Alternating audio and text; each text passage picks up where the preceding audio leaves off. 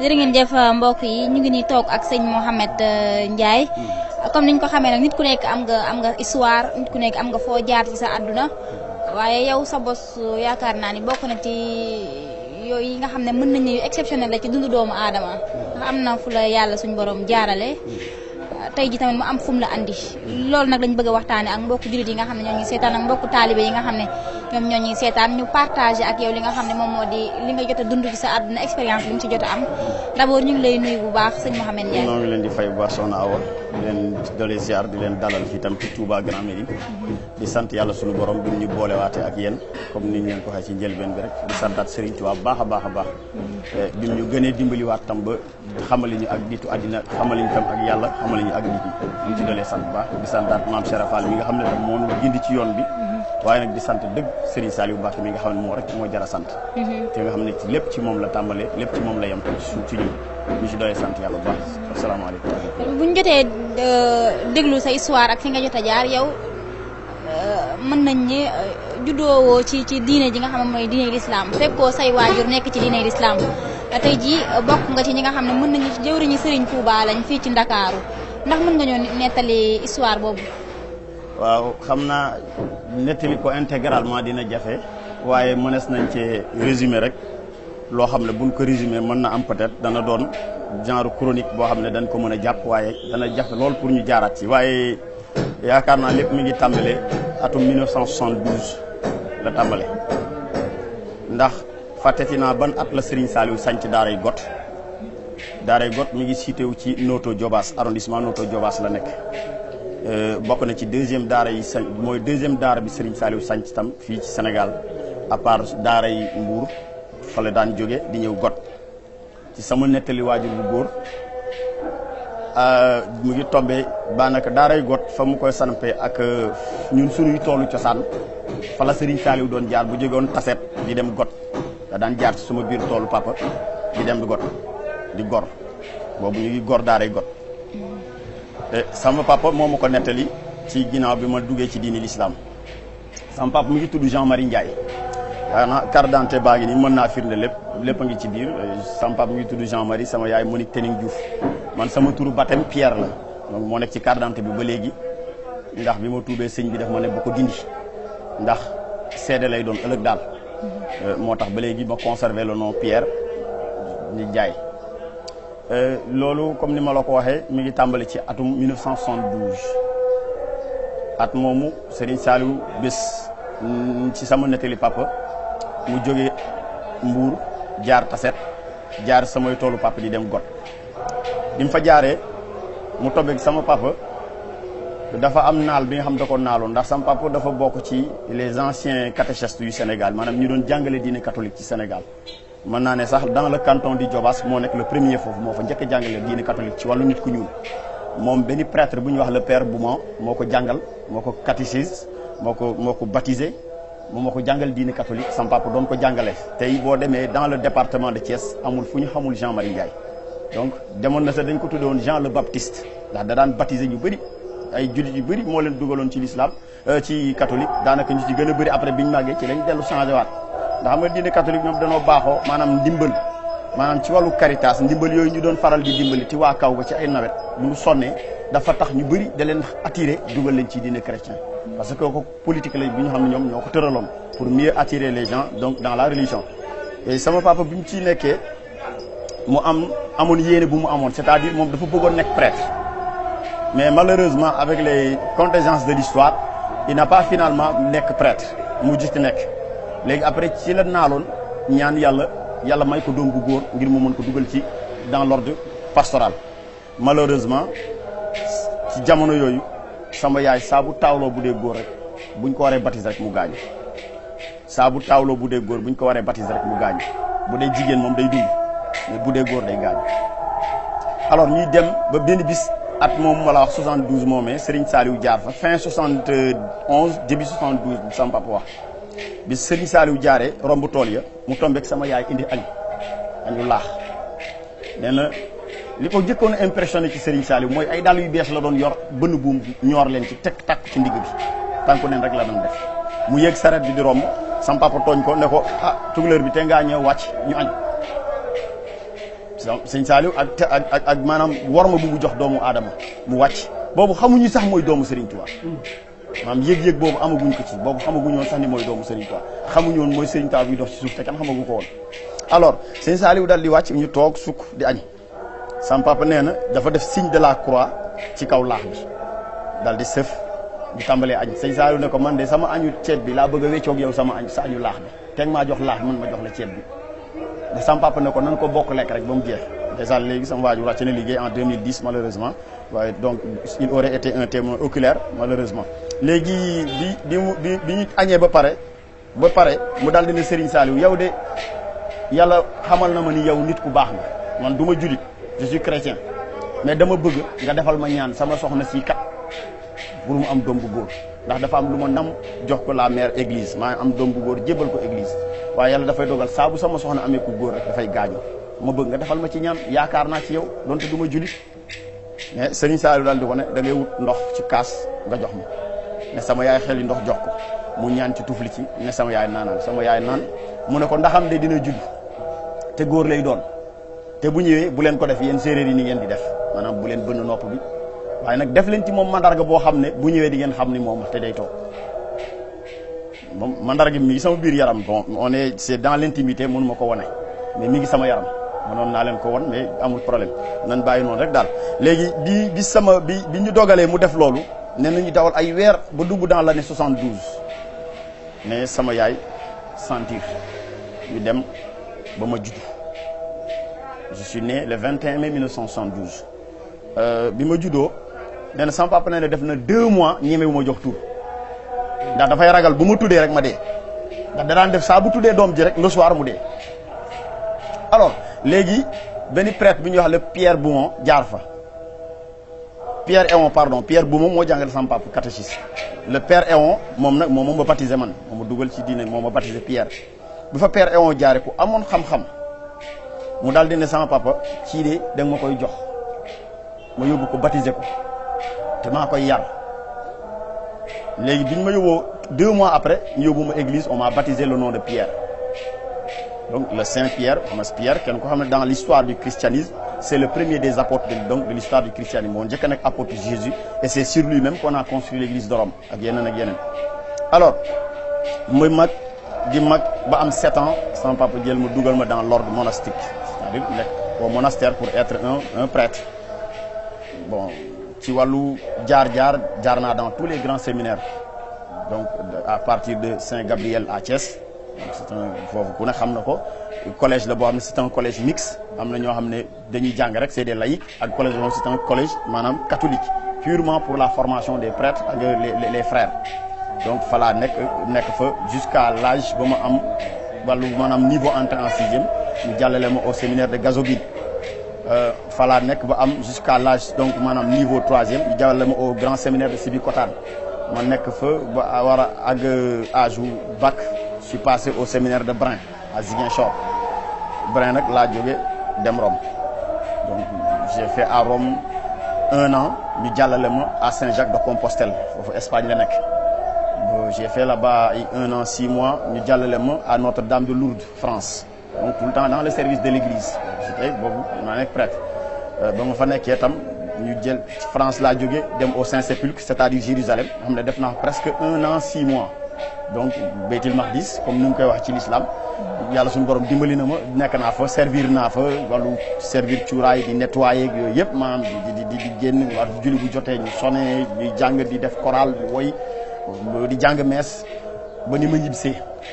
ñibbisi waat fii en 90 ñu delluwaat ma à Ziguinchor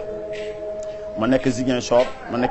1992 je crois le 12 février 1992 su ma juumul ci la Pape Jean-Paul II ñëw fi Sénégal année boobu j'étais le majeur de ma promotion ñun suñu promotion on était 75 séminaristes yoo xam ne dañ ñu tànn à l'époque j'avais 18 ans juste quoi ci la Pape bi ñëw fii bi mu ñëwee moom lañ man maa nekkoon bëkk néegam avant mu ñëw si fekk ne delluwaat nañ Rome pour l'apprendre le wolof alors maa fa nekk maa ko jàngal le wolof donc bu mu ñëwee fii il parlait wolof avec les Sénégalais wax daan wax di làkk wolof bu baax bu jomaloon ñëpp daal ñëpp naan na lii nu mu mën a nekk lii mën nekk effectivement fekk ni noonu la demee woon daal année boobu nag ci la lépp am ci la lépp xew. Pape Jean Paul II ñëwee Sénégal. waaye en 92 bu mu ñëwee ci xew-xew bi nag ci 2 jours la il est venu le samedi à Ziguinchor le dimanche samedi ñu xëy dem au stade Aline Sitoé fa lañ jàng messe bu may lire liturgie bi ba ma toll ci benn chapitre je crois dans le chapitre de la Genèse au commencement c'était le verbe et le verbe s'est fait chair et il a habité parmi nous ba may lire loolu ci Bible bi immédiatement ci place écriture bi j'ai vu l'image de Serigne Touba waaw mu mel ni ndoxu seetu muy mel ni luy yëngu daanaka mbind mi gisatuma ko mu doon loo xam ne mu yéem ma lool tey je ne l'ai jamais vu à affaire bi yéem ma trop ma dal di mel ni ku miir toog c'est la première apparition ñu dellu le soir au séminaire ba ma jógee au réfectoire maanaam fi ñuy reere mooy dellu sama néeg j'ai fait ma jàdd def benn escale bu ndaw au niveau de la chapelle pour def prière bu ndaw mën a tëddi ba ma ñëw bay dugg ci buntu chapelle bi ca la ma Serigne Touba feeñuwaat ak jëmm mel ni lu def un rideau sama diggante ak chapelle bi alors mënatuma avancer mënatuma reculer ma daanuwaat une deuxième apparition à l'aube du dimanche boobu moom bi ma tëddee ba guddi ca la ma sëñ bi feeñuwaat yow moom sama néeg moom dafay mel ni rek ku yëkkati sama lal yóbbu ko ci kaw asamaan maanaam lépp dafa doon espace te espace bi yëpp nag maanaam jëmu Serigne Touba moo ko wax moom jeex mais bi yoon nag li ma dimbali mooy daf ma woo ne ma Mohamed ñëwal ma yuux alors le lendemain ma daal di fomenter un coup pour mën a génn séminaire fekk ne à l'époque am na sama benn cousin yàlla na yàlla suñu borom yërëm ko te yàlla na ko suufu Touba oyof Mouhamadou Kay Jon la tuddoon dañ ko affecté woon à l'époque mu jógee dëkk bu ñuy wax Niassia ci Ziguinchor ñu affecté ko à Ziguinchor ci lycée bu ñu CM bi ñuy wax le CM Téti Diédhiou fa la waroon jàngale si alors ma daal di ne man dama bëgg gis cousin boobu parce que man bi ma ñëwee séminaire ba léegi dama war a dem Rome te bu ma demee dootuma ko gis histoire la bi ma inventé nii effectivement man li ma wax ironie du sort ba ma ñëwee Ziguinchor moom laa fa fekk mu nekk lu ma yéem ba tey jii mënuma expliquer loolu nu mu demee alors bi ma demee ba dugg ba murid bi ñor ma ci laa xam ne sëñ Tuubaa defar lépp maam yoon boobu yëpp moo ko fa jaarale alors ma ñëw bu ma gisee cousin bi nag mu ne ma ñëw expliquer ñu jógee séminaire ñëw kër ga foofu bañ fa eggee di dox ba jël benn allée bi ñu wax la route de Néma boo demee xam ku xam Ziguinchor xam na yoonu Néma Kajoor waaw boo jógee par exemple Lindiane di ñëw wala nga jógee Kandialan di ñëw route Néma mooy boulevard bi ngay njëkk a jot booy dugg Ziguinchor au niveau donc du sud nga jógee genre booru camp militaire bi quoi alors léegi bi ñu ñëwee jël yoon bi di dem ba dépassé benn mosquée ñu dépassé benn buntu kër mu mel ni dama ne chauffeur bi taxawal mu taxaw ma xool gis mbedi maire mu taxaw ci buntu bi nii ma wàcc maire bi naka mu ma seen rek mu commencé reetaan man lii de yéeme na mu ñëw nuyu ma lëng ma commencé jooy ma ne ko yaa mu ne ma yow doo Pierre ma ne ko kay ma foo ma xamee mu ne ma yow gëj naa la gis quand tu avais 7 ans sa papa di la jël ci sa loxo yaay da la yóbbu séminaire ci laa la gëj a teg bët mais deret du dama laa seen rek xam ne yow la ma ne ko looy def fii maman mu ne ma sa mag bi moom lañ affecté fii démb lañ jógee Niassia ñëw fi effectivement histoire boobu laa inventé ba ma ñëwee tam loolu laa fekk ba ma duggee ci kër gi photo bi ma jëmm bi ma Serigne Touba feeñoo jëmm jooju laa gis ci saa si rek ma daanu yuuf alors grand bi génn ñu laaj ma ne ko man de kii de moom ma feeñu démb ne ma ñëwal léegi nag ñëw naa damaa bëgg nga yóbbu ma ci moom comme moom ma ne ñëwal kay ñëw naa léegi yóbbu ma ci moom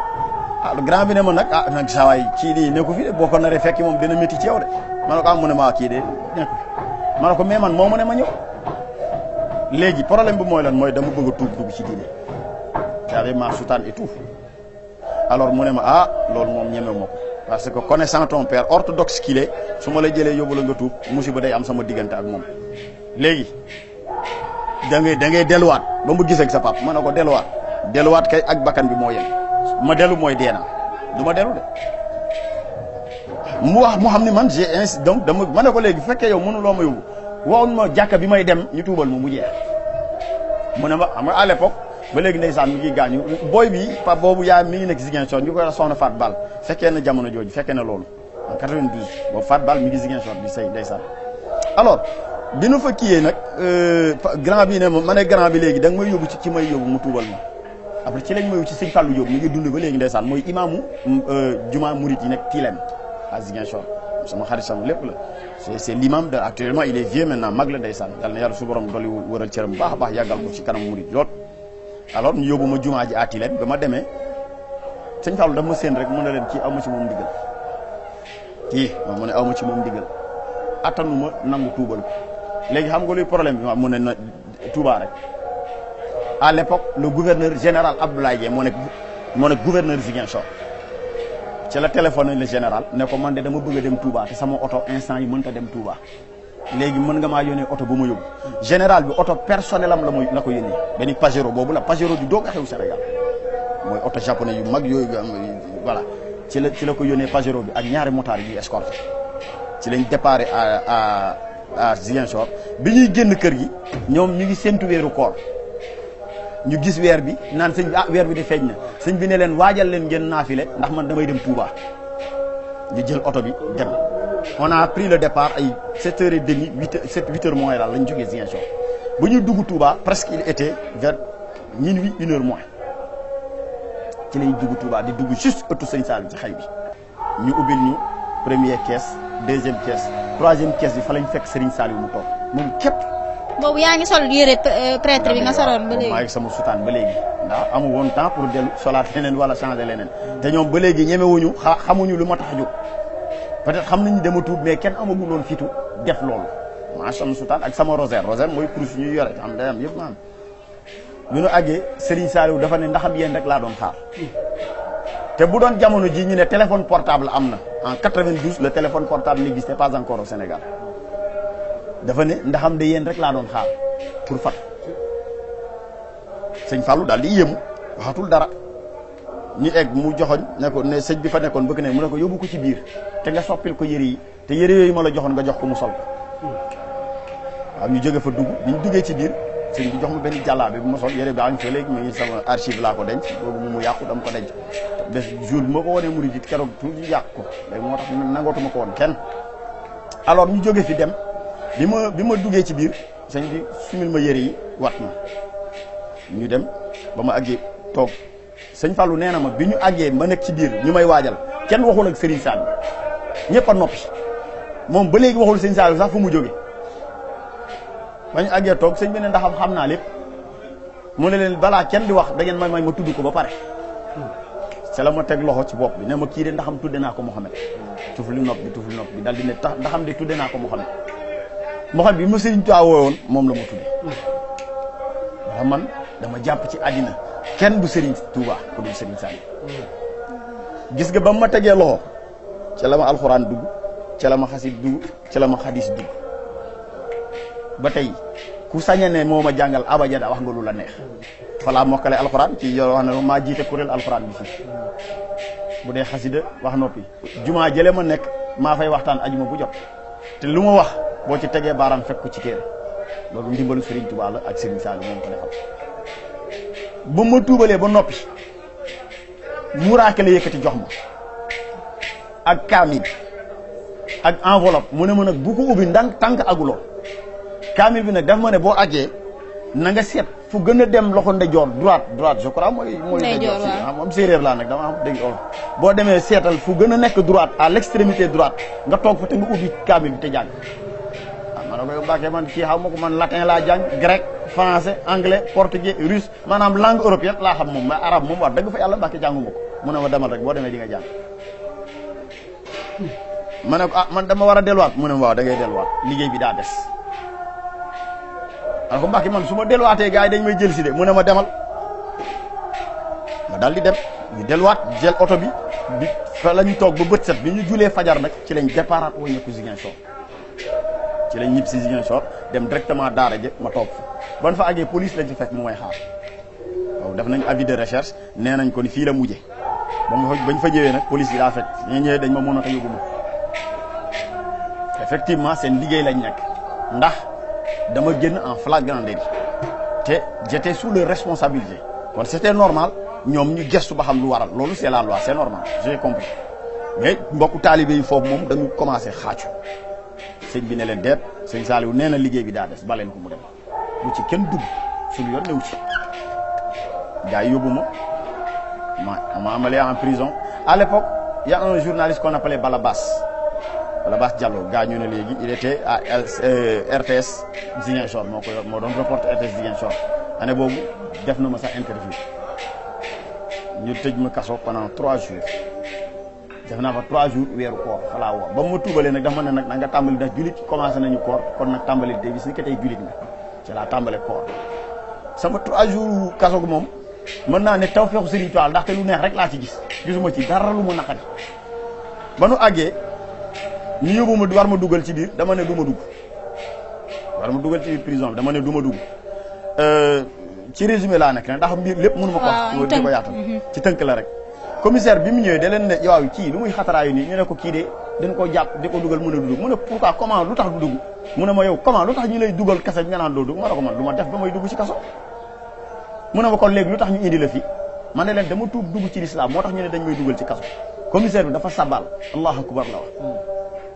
dal leen ne gars yi xanaa ne da ngeen dof waaw mu ne ko mu ne léegi dama bëgg ngeen bàyyi ko bàyyi leen mu ne ma ñëwal mu convoqué mu commissariat ma dugg ci biir bureau mu dal di woo garde yi ne leen dégagé leen yëpp table yeeg tout dégagé leen ko teg ko benn béréb ñu dégagé teg ko benn béréb mu woote këram ne soxnaam si nag mu wutali demal marché nga wutal mu matelas ci yooyu di def nii nuñ koy waxate sax mu ngoog matelas sor ñu indil ma ko wutal mbàjj bu bees indil ma ko soxna si dem jënd yëpp indi mu lal matelas bi lal mbàjj ne ma saa yi tëddal ma tëdd mu ne ma tëddu kaso lañ la indi woon waaw mu ne ma yaa ngi kaso léegi xanaa bureau commissaire moo gën a wóor ci kaso fii kay kenn du la fi jëlee tey mënoo fi jóge 3 jours yi bureau mu laa nekk ba lépp ba ñu mujjee après bi ñu xamee boobu à l'époque le shérif Aïdara était là-bas Aline Aïdara ndeysaan ñëw na bëgg foofu seet si ma presque daanaka képp kuy bokku diine rek bokku jullit yëpp keroog ku ci ne rek ñëw nga fa di ma ziar 3 jours yi durant Baye Fall yi dañu assiégé le poste du commissariat dañuy zikkar ba jant bi soo ñu xëy di ko def ba bët set fa la ñu nekk assiégé ko ne tant que bàyyiwuñ ma kenn du fa jóge ba ñetteelu jour bi nag ci lañ ma doog a bàyyi ma delluwaat jumaa ja na ma sëñ bi waxoon ma tàmbali dama ubbi alxuraan bi rek commencé lire alif lam mim zalikal kitab laa rayba fiihi ila axir aaya ba keroog aaya yi jeex keroog alxuraan bi jeex loolu mu doon lu ma yëm lool boobu ba léegi itam xadis boo ma ci teg mën naa la ko tegal wax la lii ak lii ak lii ak lii la xasida sëñ Tuubaa yi moom noonu donc kon kooku moom kéemtaan la première deuxième kéemtaan bi la bi ma sëriñ bi feeñoo ak bi ma sëriñ Saliou defar léegi église bi est-ce que jéem nañ la recherche ñëwaat xool si la wala ñëw nañ ba fii loolu délégué de quartier bi Ablaye Ngom seede la ci na année je crois que c'est en 98 19 ci lañ ñëw fii def recherche ba fekk si ma fi indi benn oto ak une valisette presque une mallette des millions et des centaines de millions ñëw ne ma dañu bëggoon ma dellu si waat à l'époque le pape n'était pas encore mort le pape sama xarit la woon ñu jegante woon trop un ami à moi mu ne nag noo leen mën a def il faut ngeen rechercher ko ngeen indi laatal ma ñu rechercher ba egg si fii fekk ma fii Grand Médine boobu man maa nekk ci jumaa bi di noot ba léegi maa fa ne bi ñu ma fekkee ci Grand Médine sama néeg bi ma nekkoon basang laa fa lal tëdd basang bu xotteeku yépp nekk complètement dans le dénuement complet ba ma fekkee dañ ma ne yow c'est pas possible yow lu la jaral lii tu as laissé le luxe pour le dénuement ma ne leen ce dénuement là équivaut au paradis du luxe bu dee luxe si noonu ngeen ko gisee man je préfère le dénuement que le paradis du luxe ndax man je sais que ce que je ressens actuellement man li may ressentir sama bopp maanaam amul benn luxe bu ko mën a remplacer sama xol ndax maa ngi doog a dund je viens de vivre noonu la demee après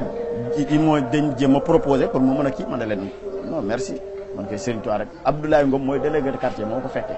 il est vivant il est là tout le temps mbokk taale bu baax la ndeysaan voilà kon man côté boobu noonu la demee. jamono boobu sa waajur. sama waajur mi ngi fi yi dund. et bi loolu amee pour delluwaat ci sama waajur ay problème yu sérieux am nag ndax sama waajur dama ko bëggoon soxna si dama ko fonkoon bëgg ko torop ba tollale wu ma ko dara ñoom ñëpp nag sama waajur yi góor ak ku jigéen moom mu ngi dund yàlla na yàgg. ma jaaxle lool ci sama diggante ak moom mbaax du yàqu. ba benn bis xam nga 92 laa tuub ñu dem 92 ñu koor wori war a tabaski sëñ Saliou woote Ziguinchor daal di ne sëñ Fallou ndongo li Mohamed na ma ñëw wuy si sëñ Fallou yebal ma dem fekk sëñ Saliou xel comme laa ko fekk ba ma ñëwee ñu toog boobu ñu ngi waaj tabaski bi mu ne ma dama bëggoon nga delluwaat sa kër dëkk ba ma ne ko Mbàkke dëkk ba moom bu mu fa delluwaatee moom du sotti mu ne ma xakay da nga fay dellu ma ne ko Mbàkke sama waajur rek laa xalaat ndax bëgguma dara métti ko mu ne ma dama bëgg nga dem yaag sa waajur da ngeen mel ni xar ak boromam loolu la ma Serigne Saliou wax keroog dama bëgg nga delluwaat fa nga jóge boo demee yaag sa waajur dina mel ni xar ak boromam ñuy waaj tabaski bi de ma dem jóge Touba boobu ñuy ne tabaski bi suba la veille bi ma jóge fa di ñibbisi bi ma ñëwee ba Thiès ñemewumaa àgg mu ñemewumaa jël oto dem jël garage Tassette mooy suñu garage bi dëkk Thiès ma ñëw ba Thiès ñemewu ma dem jumaa muusante bi fa laa toog fanaan fa bu bët set nit ñi di waajal xiit jaadal julli bi ñuy jullisee fa laa julee ma ñu sëlmal ma dem jël oto ñëw bu ci buntu kër gi toog fa ki ma may soxna fii mu ne actuellement sama jabar bi papam Serigne Baara la tudd Serigne Baara Ngom moo ma fekk ci buntu kër gi ñemewu ma dugg damaa ñëw ba ci kii sàq mooy fi ñuy def dugub yi ci dëkku séeréer yi ma ñëw toog ci sàq yi ñemewu maa dugg ci biir kër gi moom daal moo génn nii rek séen ma dal di ñëw fekk ma fa ne ma yow looy def fii ma ne ko man dama doon ñib si waaye ñemewu maa dugg boobu fekk nañu dégg ne tuub nga dégg nañ ko boobu sama papa dégg naa mi ngi aalu naan bu ñëwee fi da koy rey ak ba ma ñëwee dinaa ko def nangam ak dina xam man ak moom la dégg naa problème yu nekk kereel na ko sama yaay ci xibaar yi ma doon dégg léegi ma toog ñemeetuma dugg sëñ bi ñëw ne ma kaay moo jël samay bagage dugg ak moom dem ba sama néegu papa teg fa samay bagage ne ma ñëwal dem wax ak sama papa ne ko nag damaa bëgg nga dal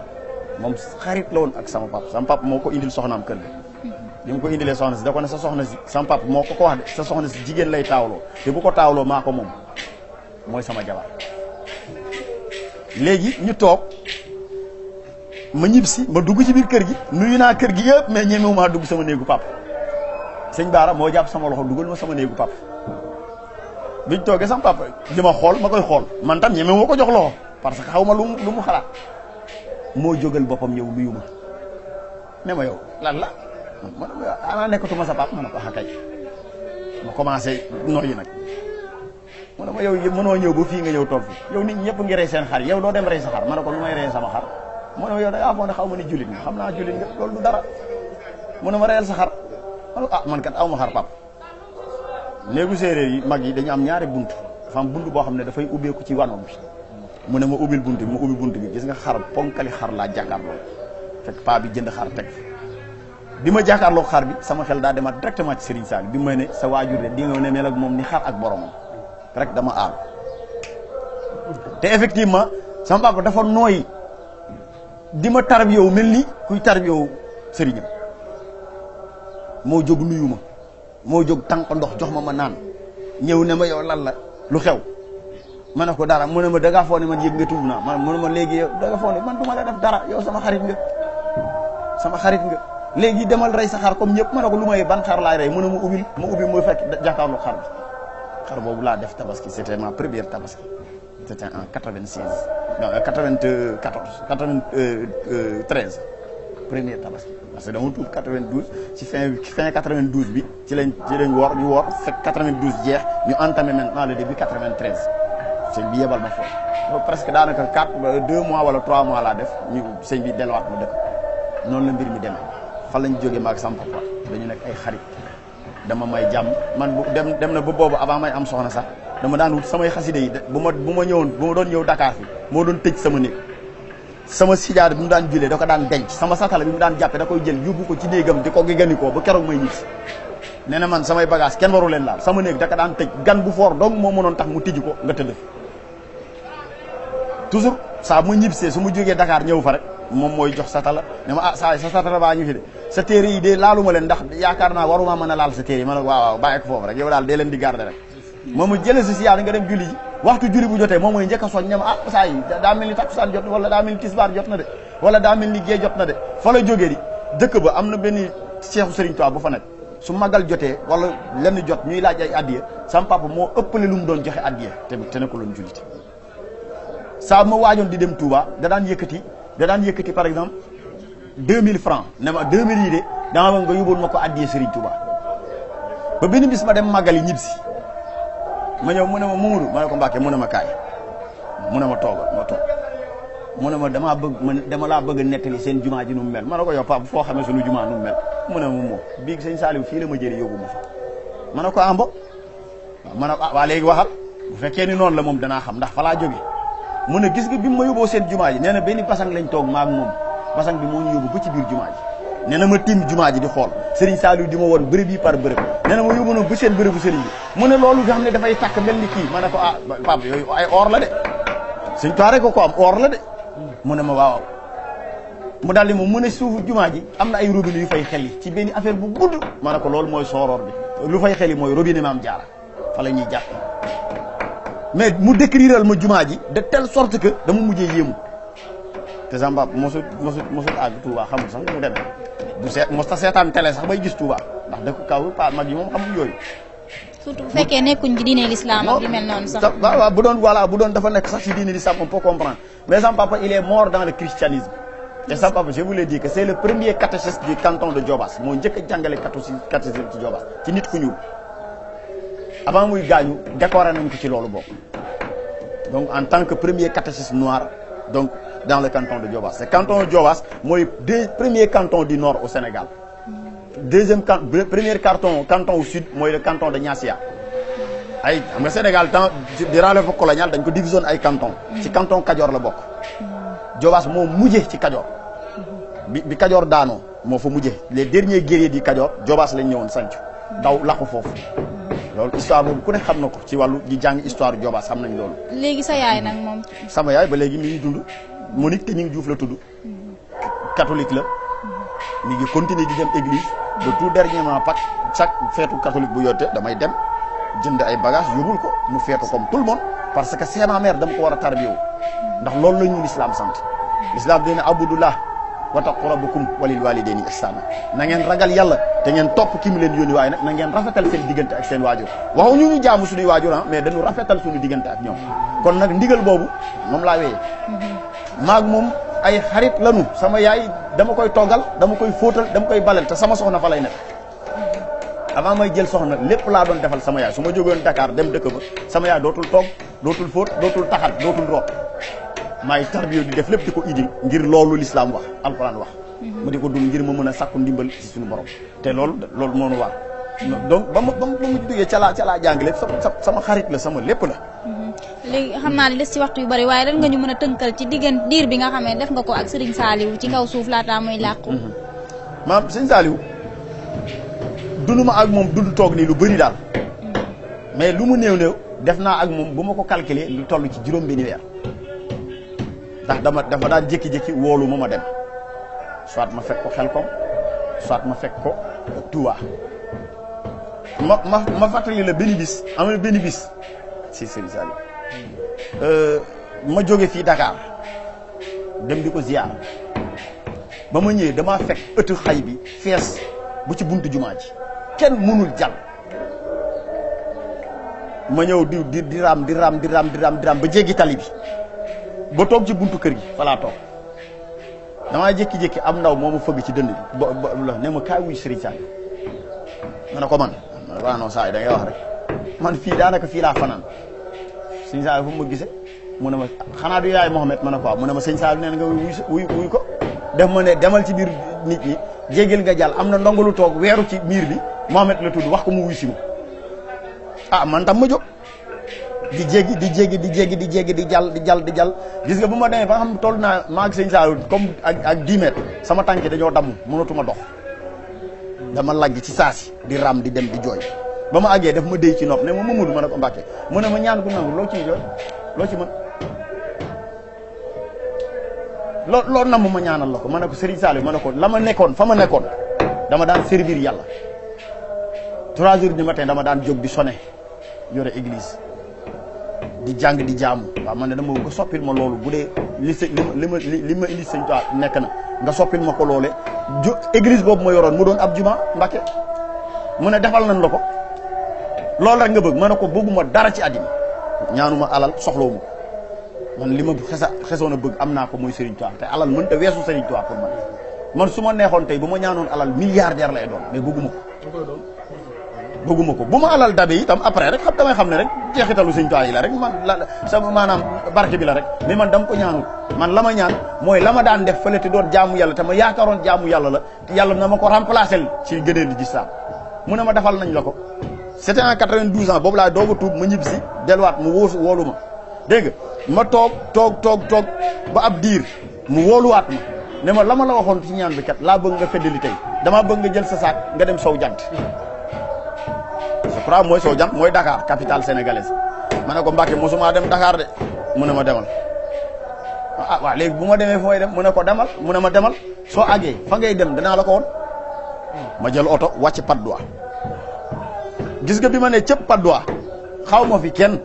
yàlla suñu borom xam na ni sama benn cousin boo xam ne ñoo dëkk village laa fekk buntu Patte d'Oie ma wàcc muy Ibrahima Faye mi ngi dëkk fii léegi mi ngi dëkk ci koñ bi fii moom tailleur la sama papa ak yaayam ñoo bokk moom laa fekk Patte d'Oie ma ne cëpp ma gis Ibrahima mu ne waaw yow saa yi looy wut fii Pierre dama bon Pierre la ñu xam xamuñu sax tuub naa xamuloon tuub naa Pierre looy wut fii ma ne ah man de damaa ñëw Dakar ah yow fooy jëm Dakar ma ne ko xaw ma ko mu ne ma wax nga ñëw fii nag te xamuloo ko ma ne ah sëñ Saliou ma ne ko sëñ Saliou de moo mën a ñëw fii saa yi jàpp gémmiñ bi mu ne ma sëñ Saliou yow bàyyi sa kaf yi nga nekkee waa yow foo gisee Serigne Saliou man ah man de sëñ Saliou moo mën a ma ñëw fii xanaa yëgoon ni tuub naa mu ne ma déedéet ma ne ko effectivement tuub na mu ne ma kon léegi nañ dem kër ga nga noppalu ba nga xam fan nga war a jëm ñu ànd ma ak moom di dox ba war a jéggi mbeddu jumaa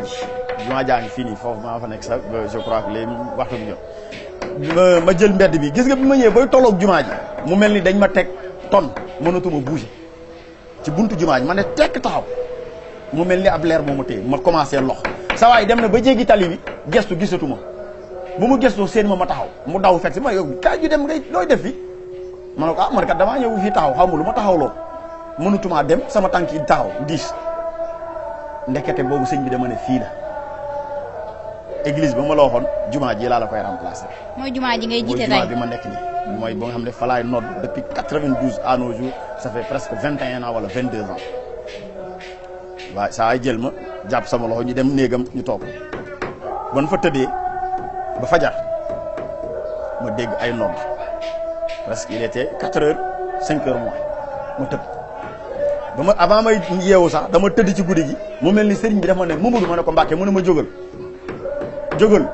liggéey bi tàmbali na ma ne birit jóg ba ma jógee rek ab nodd laa dégg ma daw jàpp génn ci kër gi wiiri gis jumaa ji rek daal di dugg ba mu fa àggee ndeysaan yàlla na ko yàlla suñu borom yërëm benn góor gu ñuy wax Ahmadou Si moom laa fa fekk mu taal rajo bi tey micro dem booy nodd ma këf micro bi dal di nodd bi ma noddee ilimaan raati bu jumaa ji yàlla na ko mel suuf Medina Gunaas oyof muy imam Mouhamadou Yunus Ndiac moo jógee këram daw jaar ci buntu imam bi ne tël jàkkaarloo ak man mu daal di ne Amadou maa paa bi rek a fa nekk ñun ñaar maa góor gi Amadou Si mu ne ko Mamadou Si mu ne ko mu ne kan moo doon nodd mu ne ko ah kii la mu ne ko yow xanaa doo mu ne ma xanaa yow doo Mamadou man ah xam nga foofu ma xamee ne ay Mamadou laa tudd mu ne ma sunu borom moo ma yëgal Serigne Saliou moo ma ne yëbal naa la am ndongo bu ñëw ci sa jàkka la mu fa soxla bàyyi ko mu def te bu ko kenn gàllankoor imam Ndiaye nitu baatin la barke Serigne Touba Mbacké loolu la seede keroog loolu mooy sama tàmbali nodd foofu ba ma tàmbalee nodd nag jafe woon na lool métti woon nag neexul woon mukk lu ne nag daj naa ko fa ndax à l'époque xam nga murit dafa am loo xam ne boo leen fa xawee xatal rek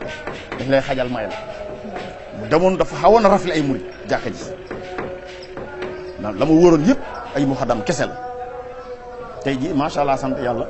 ñoo ngi fay julli si bu baax a baax a baax a baax néew ma maa tax de waaye lu ci gën a bëri liggéey naa ko te Grand Médine gi ma ne néew ma fi defar naa fi ay nit de waaye ñu gën a bëri buñ jekkee sama jëmm tax na maa ci sant yàlla nag ndax loolu laa doon ñaan suñu borom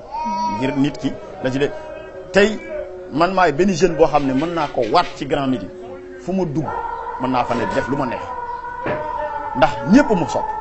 ngir la ma Serigne Saliou defal fu ma dem du murit du tijaan du laayeen du xaadir du keneen fu ma dem cër bi ma fa am kenn amu ko li ma am Grand Médine benn doomu Grand Médine amu ko te loolu Serigne Saliou ma ko defal. boobu ba léegi yow yaa ngi fi. ba léegi maa ngi fi maa ngi Grand Médine ba léegi maa yor jumaa maa yor lépp nee naa la ajuma ba jot maa fay waxtaan te du alxuraan du xadis naa bés dina am ma invité leen incha allah bu may xutba bu may waxtaan ngeen ma invité leen ngeen ñëw fekkee si ko bu soobee yàlla. jërëjëf xam naa liñ ko olof Njaay di waxee di duuf fi ci nag mi yëpp xajandoowul ci cin mi waaw xam naa duñ yam fii incha allah Touba boo fa ñëwee tamit dinañ gën a yaatal waxtaan ak yu mel noonu sa histoire lan nga ci mën a tënkal nga tàggoo waale ko. li ma ci mën a tënk daal mooy sant Serigne Touba lii Serigne Saliou ndax dama xam ne bu dul woon jëmm jooju fa ma newoon ku dul Serigne Touba mënoo ma faa jëlee fa ma newoon na nga am raaye bu ne na nga am kattan bu ne na nga doon wëliw na nga doon xudbu na nga doon maamun na nga doon imaam na nga doon loo mën a doon man fa ma Serigne Touba jëlee ku dul woon moom mënoo ko. moo tax sama bakkan sama dund dama ko résumé tudde ko Serigne Touba man xoolal soxlawuma ajana lijjantiwuma safara la maam Cheikh waxoon gars yi laa wax de lijjantiwuma ajana lijjantiwuma gis nga bu ma deewoon ba suñu taane ma demal safara fa laay dugg moo ma neex yàlla dugal ma safara sant naa yàlla ndax xam naa kon dund naa ajana ba ma nekk ci suuf ndax dund naa Serigne Touba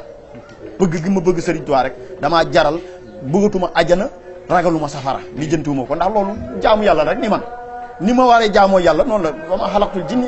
wal insa illa liya'budun nit ak jinne dañ ko sàkk ngir mu jaamu ko kon la yàlla suñu borom sàkk kooku jaamu yàlla la man jaamu yàlla la sant naa suñu borom nag bi ma suñu borom defee ma sopp Serigne Touba ma bëgg ko lool te sama coppeelu Serigne Touba boobu nag dama ko ñambaas ci Serigne Saliou ndax man bir na ma ni àddina ba mu daj Serigne Saliou mooy Serigne Touba te ba jamono di dem le temps donc lott na pour meññeeti ku mel ni Serigne Saliou c'est fini nit ku mel ni sëñ Saliou dootul am ci jamono kon loolu man dama ciy sant suñu borom ci ndimbal bi mu ma dimbali nga xam ne fële yaakaar naa bu ma fa deewoon du sotti doon ndokk nag bi ma yàlla suñu borom dimbalee ma dugg ci fii gis nga su ma deeyaatoon sax dem safara c'est bon ndax dund naa ajana ci suuf maa ngi koy dund fii nii lii may dund nii ajana la ci man ndax dund mënta weesu sa xol sopp lenn rek te foo génn rek ñëpp bëgg la ñëpp def la muy benn muy Serigne Touba l'amour de Serigne Touba l'amour que j'ai en Serigne Touba a annihilé tout autre amour en moi mënumaa bëgg dara ku ma bëgg dang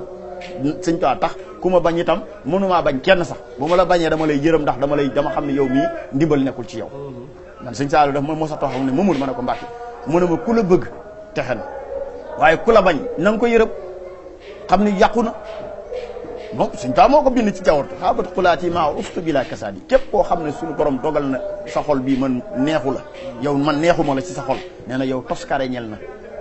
moo tax nañu gën a góorgóorluwaat Serigne Touba baax a baax ndax murit yi dafa mel ni ci ni ma leen di gis rek ñu ci gën a bëri danoo sàggane Serigne Touba bu ñu xamoon Serigne Touba lépp lu nu am suñu àddina rek daan ko miiraan ko Serigne Touba man de bëgguma dara ci àddina 99 affecté nañ ma lycée bu ñuy wax Sédhiou pour ma nekk fa un professeur de philosophie jusqu'à présent engagé wuñu ma ci état parce que bëgguma génn ci jumaa ji fii Serigne Sall mu fi bàyyi ndang ma fay ay millions bëgguma ko affecté nañ ma en tant que professeur pour ma dem enseigner au lycée de Sédhiou ba ma demee ba war a dem ñu ma ne leen fan la ñu ne ma Sédhiou ma ne leen lépp li ma Serigne Touba dénk muy jumaa Serigne Saliou bi ma nekk fii nii ci Grand Médine ma ne ko jox leen ma ay milliards bëgguma dew ba je démissionne. kon prof philo nga. je suis professeur de philo mais je sers dans le privé. ndax man bëgguma sori jumaa Serigne Touba bi. kon fii bu may am li may foraatoo bu ñu laajte liggéey Serigne Touba ma mën a joxe addiya rek doy na ma. jërëjëf. ma mën a dundal sama njaboot rek doy na ma soxlaatuma leneen j'ai pas besoin de millions ba tax yoroon naa ko man fa ma nekkoon on me payait 36 millions par mois muy sama dépense ak sama lépp kon bu doon alalu àdduna bu ko fa bàyyi je n'en ai pas besoin loolu la ma soxla mooy Serigne Touba képp la jëntuma leneen lépp lu mu wut ci àdduna rek Serigne Touba la. jërëjëf asalaamaaleykum wa rahmatulah. ñu ngi lay sant di la gërëm bu baax a baax ci témoignage bu am solo bi nga def.